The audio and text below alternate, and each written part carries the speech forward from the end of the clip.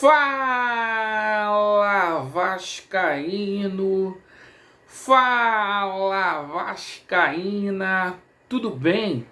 Uma boa tarde, um bom começo de noite, que Deus possa abençoar as nossas vidas e mais um vídeo para a gente dar ênfase aos principais assuntos do noticiário esportivo do Gigante da Colina, hein, pessoal? E dizer uma coisa para vocês. Hoje o dia foi agitado. Os jogadores tiveram mais um dia de folga, ficou todo mundo ali de boresta, né? O Vasco é o time que não precisa treinar. Tá todo mundo treinando aí, tá todo mundo jogando e o Vasco não precisa treinar.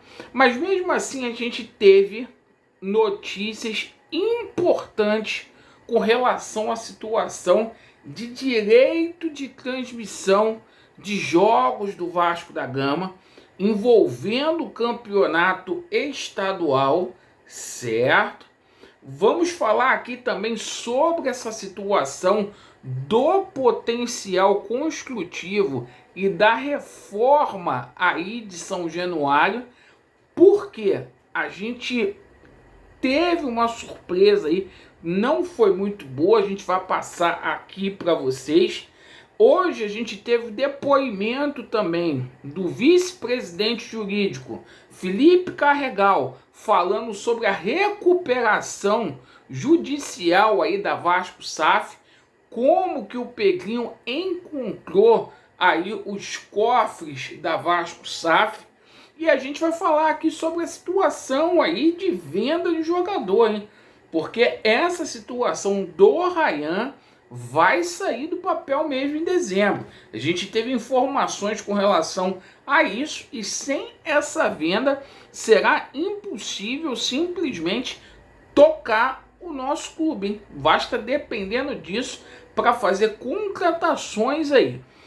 Peço você que não é inscrito para você se inscrever aqui no nosso canal.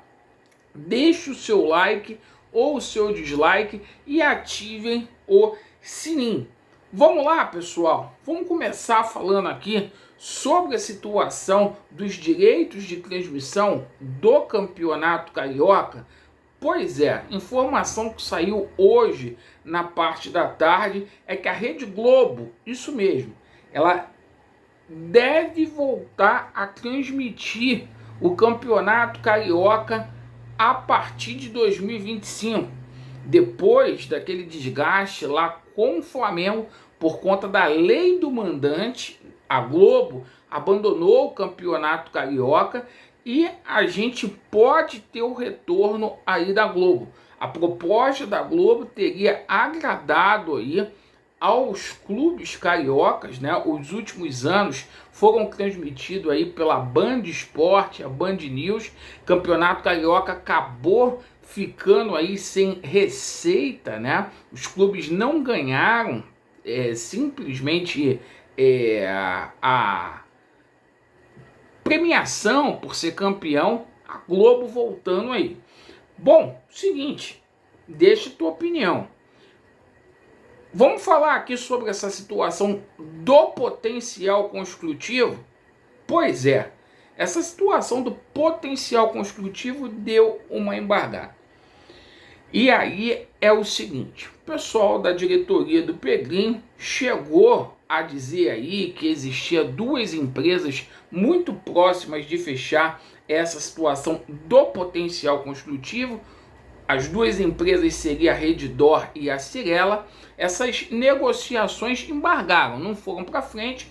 O Vasco contratou uma empresa aí para capitalizar possíveis investidores para comprar o potencial construtivo. Até agora não saiu.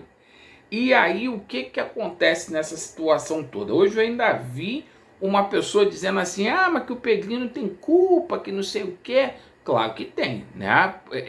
Essa situação do potencial construtivo tem que encontrar aí comprador, né? Mas diante desse cenário jurídico que o Vasco da Gama está vivendo hoje com relação à SAF, as pessoas ficam meio assim de fazer negócio com o Vasco, né? Então assim, potencial construtivo embargado. Informação que eu tive aí, embargado é modo de dizer, tá, pessoal? Potencial construtivo, aí o Vasco não conseguiu comprador ainda e dificilmente a obra de São Januário sai agora em dezembro. Havia previsão para começar a ser construído em dezembro, mas não deverá acontecer. A própria diretoria já admite aí nos bastidores que essa situação vai ficar mais para o meio do ano.